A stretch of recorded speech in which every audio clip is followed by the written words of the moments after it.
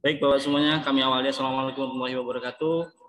Mohon izin Pak Dodi, Pak Nasrul, Pak Roni, dan kawan-kawan semua, rekan-rekan pengawas K3 Rayon Se area Pasuruan. Kami coba untuk memaparkan seperti apa sih audit SMK 3 itu, di mana audit SMK 3 itu sesuai dengan peraturan pemerintah nomor 50 tahun 2012. Jadi bukan lagi berbasis atau berdasar pada peraturan perusahaan, peraturan kementerian tidak, tapi ini sudah langsung menjadi peraturan pemerintah seperti itu, yang mana pemerintah sudah membuat sebuah pedoman untuk pelaksanaan sistem manajemen keselamatan dan kesehatan kerja itu seperti apa, karena diatur dengan atau berdasarkan PP nomor 50.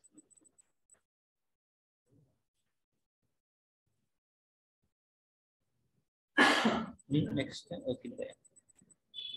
Next-nya next sini. Bukan.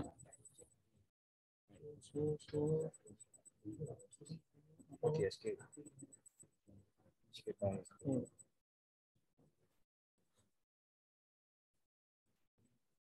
Mana?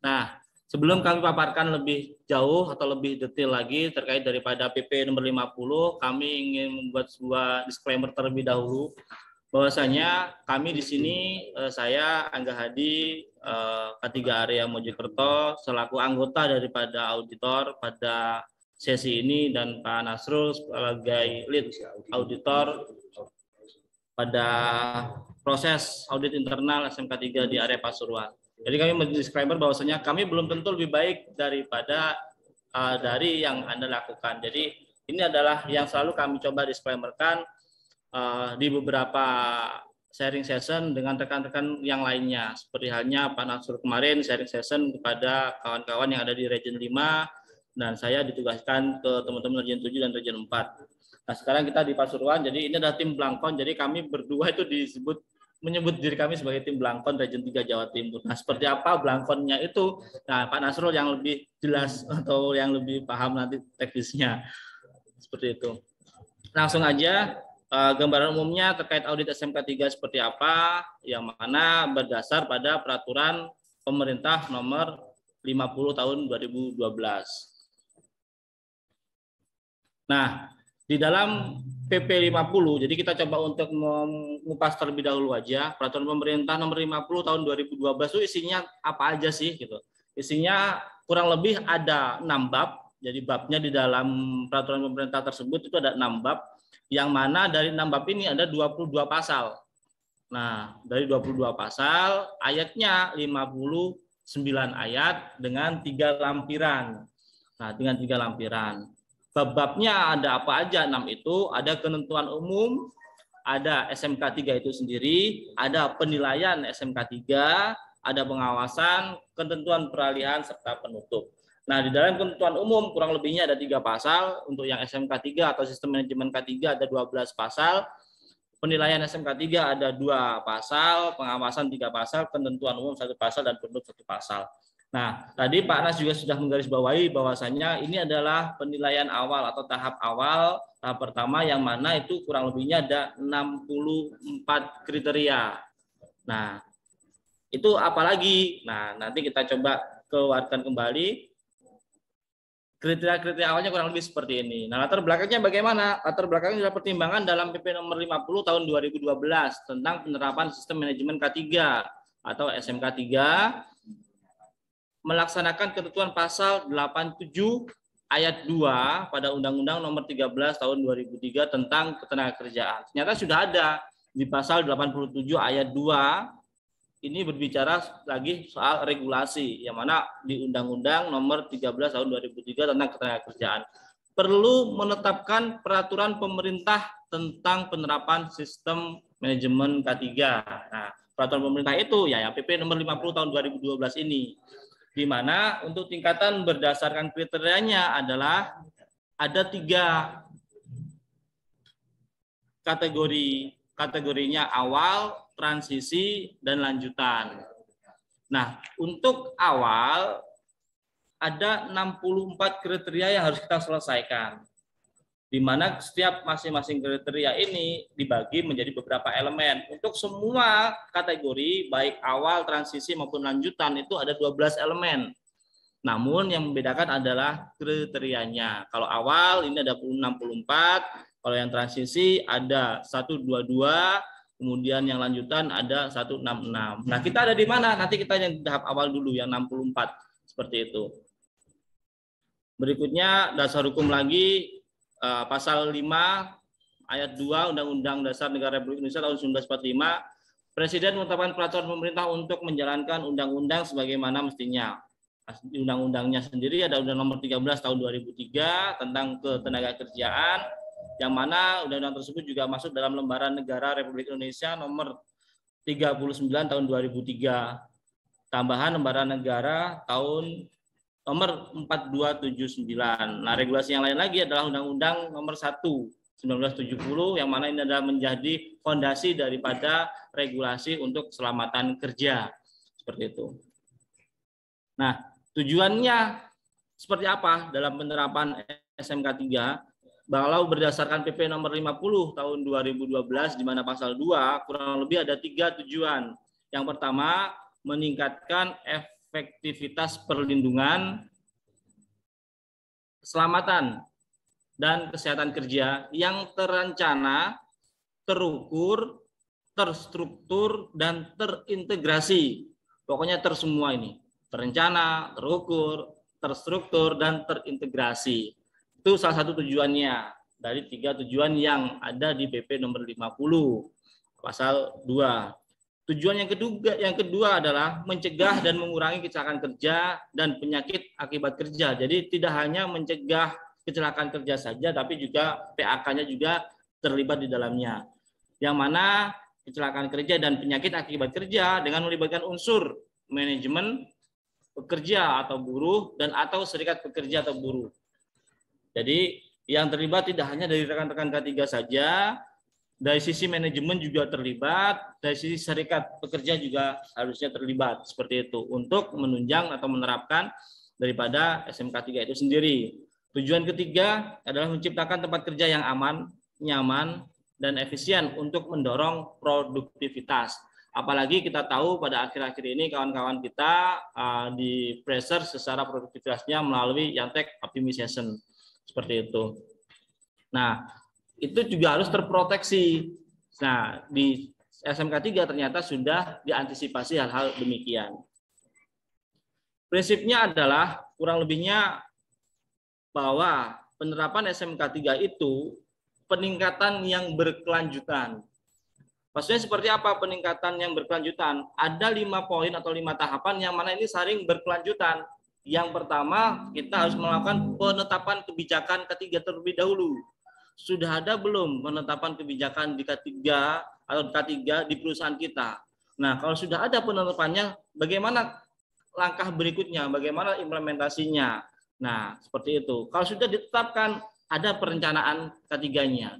Kita rencanakan. Maka ketika teman-teman melaksanakan pekerjaan, tidak serta-merta langsung berangkat ke lapangan melaksanakan pekerjaan. Tapi harus kita antisipasi dulu hal-hal yang lain yang perlu dipersiapkan.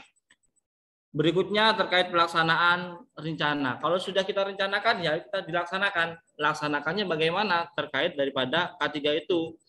Pelaksanaannya secara di lapangan maupun secara persiapannya. Untuk yang poin D, pemantauan dan evaluasi kinerja K3. Nah, alhamdulillah kalau di hari-hari itu kalau setiap Jumat ada istilah Jumat Selamat, yang mana itu ada juga pemantauan, evaluasi kinerja K3. Maka kalau itu sudah dilaksanakan, sudah mencerminkan dari salah satu prinsip di sisi penerapan SMK 3. Yang kelima, peninjauan dan peningkatan kinerja SMK 3. Nah, ini juga sudah diimplementasi di Region 3, yang mana kalau sebelumnya itu pelaksanaan audit internal, audit eksternal itu hanya ada di region, di kantor region. Nah, sekarang diimplementasikan peninjauannya dan peningkatan kinerja SMK 3-nya mengarah pada level area. Yang mana untuk area Pasuruan mendapatkan kesempatan di tahun ini untuk pelaksanaan implementasi dan audit internal SMK 3. Nah, dari A, B, C, dan D serta E ini adalah peningkatan secara berkelanjutan di sisi manajemen, di sistem manajemen K3. Nah, nanti seperti apa yang akan kita coba laksanakan di area Pasuruan ini? Akan kita coba untuk melakukan pemotretan atau monitoring daripada pelaksanaan audit internal ini. Yang mana kita ada di tahap awal dengan 64 kriteria, di mana ada 12 elemen. Ada elemen pembangunan dan pemeliharaan komitmen, ada elemen pembuatan dan pendokumentasian rencana K3, ada elemen pengendalian perencanaan dan peninjauan kontrak, ada elemen pengendalian dokumen, ada elemen penilaian dan pengendalian produk, ada keamanan bekerja berdasarkan SMK 3, ada standar pemantauan, ada pelaporan perbaikan kekurangan, ada elemen pengolahan material dan perpindahannya, ada elemen pengumpulan data dan penggunaan data, ada elemen pemeriksaan SMK 3, serta yang terakhir atau yang ke-12, elemen pengembangan keterampilan dan kemampuan. Nah, 12 elemen ini yang mana nanti akan terbagi menjadi beberapa kriteria. Tuntutannya adalah kita harus mencapai di sisi 64 ini kriteria-kriterianya. Ada kriteria 1.1.1 sampai 12.5.1 di mana di masing-masing kriteria atau elemen. Seperti itu. Nah, di sini kita coba untuk menyampaikan terkait penilaian tingkat penerapan. Nah, ketika 64 kriteria ini, di mana ketika nanti implementasinya atau prosentase penerapannya setelah dilaksanakan audit di 64 kriteria tadi, jumlahnya adalah 0 sampai 59%, maka tingkat penilaian penerapannya dimasukkan dalam kategori kurang. Seperti itu. Sedangkan kalau misalkan saat implementasi pelaksanaan audit internal SMK 3 yang ada di Pasuruan mendapatkan skor atau ring prosentase 60 sampai 84, maka bisa dikategorikan tingkat penilaian penerapannya adalah baik. Dan jika pelaksanaan audit internal sistem manajemen K3 yang ada di area Pasuruan mendapatkan prosentase penilaian 85 sampai 100%, bisa dikategorikan tingkat penilaian penerapannya memuaskan. Nah, prosentase ini muncul dari mana? Dari sini, Bapak semuanya. Jadi, katakan elemen 1, pembangunan dan pemeliharaan komitmen. Ini kurang lebih ada 15 kriteria. Nah, 15 kriteria ini poinnya atau prosentasenya 23,44%. Kalau ini semua nanti terpenuhi dan terjawab, maka nilainya ya 64 kriteria ini.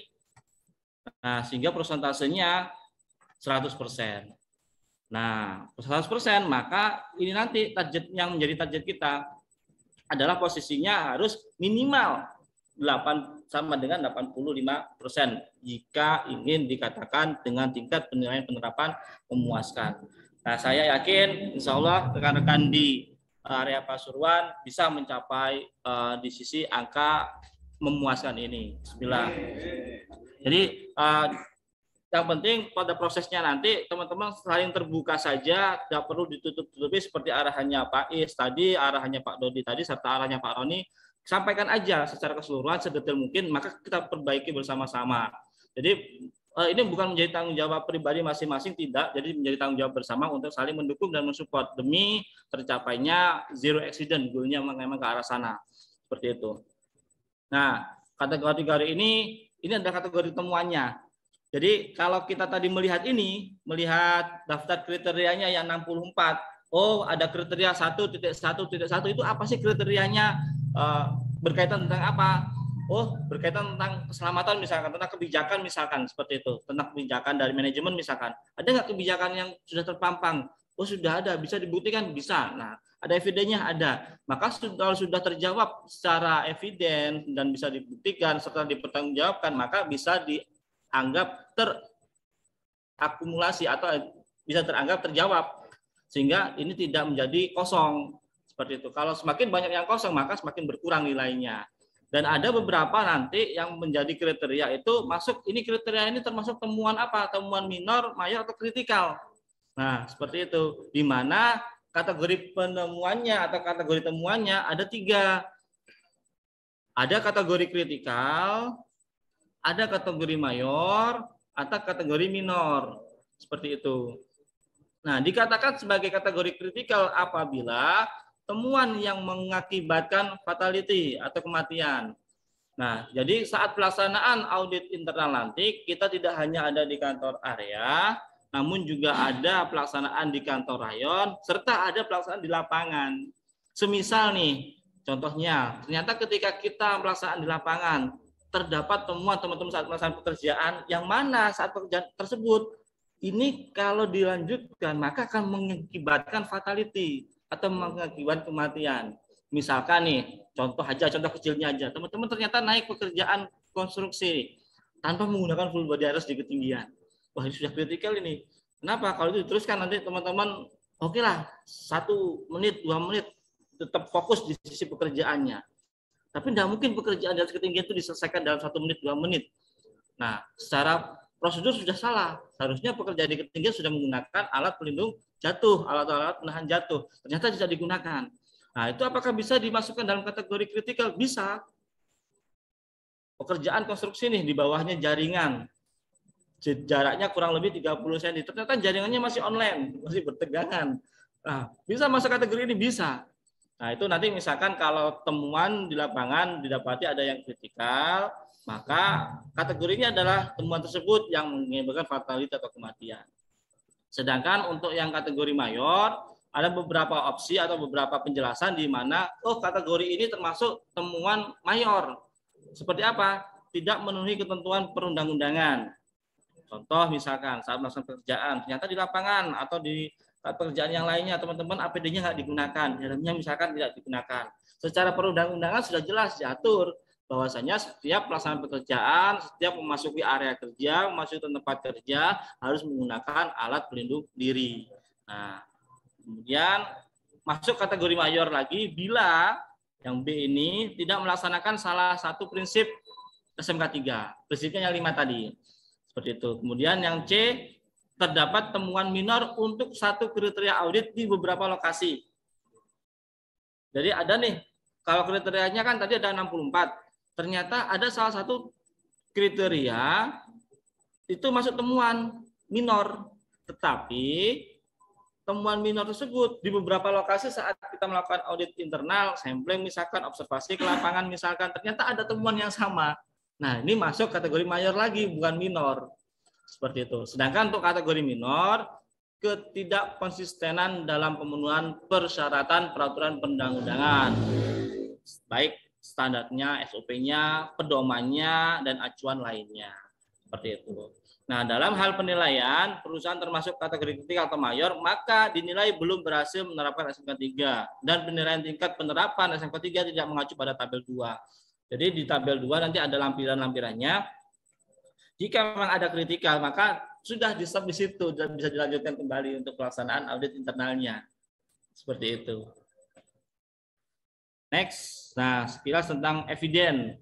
Nah, kalau tadi kita melihat bahwasanya kurang lebih ada 64 kriteria yang mana harus kita jawab dan kita lengkapi sisi evidennya, kita coba memaparkan sedikit terkait daripada evidence-nya seperti apa sih. Salah satu gambarannya, nah ini kemarin kami adopsi dari pelaksanaan audit yang ada di Region 3 kalau nggak salah Pak Nasrul ya. Nah, kurang lebih seperti ini.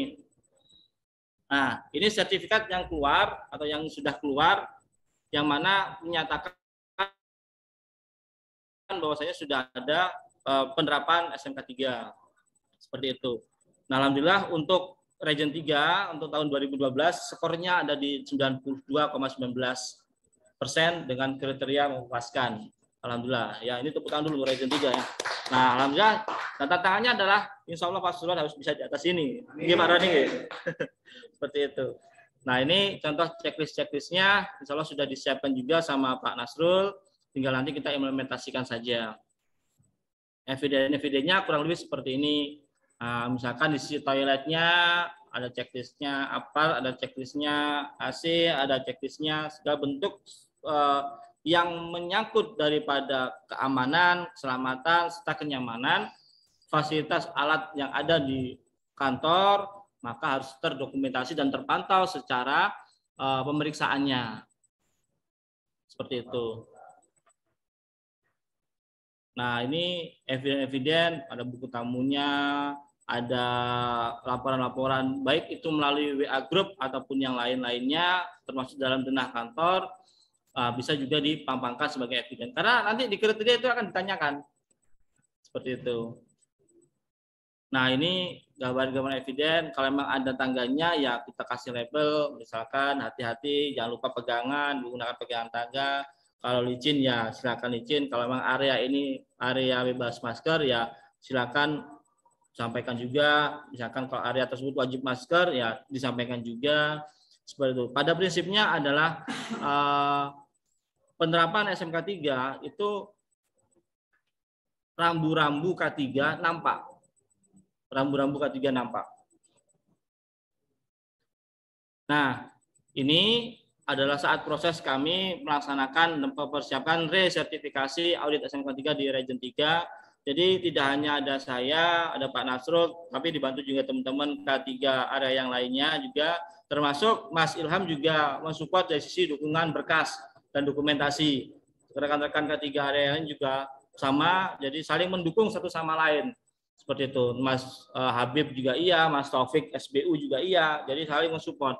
Nah, sama nanti harapan kami ketika area Pasuruan melaksanakan proses audit SMK 3 secara internal, ketika kami misalkan Mas Ilham membutuhkan data atau dokumen yang ada di unit masing-masing, silakan disupport, saling mensupport satu sama lain. Karena kita nggak bisa sendirian.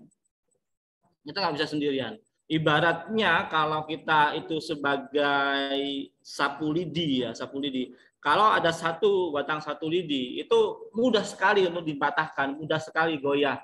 Tapi kalau sapu lidi itu ngumpul jadi satu, batangan lidi itu ngumpul jadi satu, menjadi sebuah kekompakan, menjadi sebuah komitmen kuat, saling menguatkan satu sama lain, insya Allah bisa. Kami pun saat itu juga nggak mungkin Pak Nas sendirian mengerjakan dan memenuhi semua kriteria 64. Tidak mungkin bisa. Pasti kalaupun bisa, pasti besoknya pasti sakit. Seperti itu.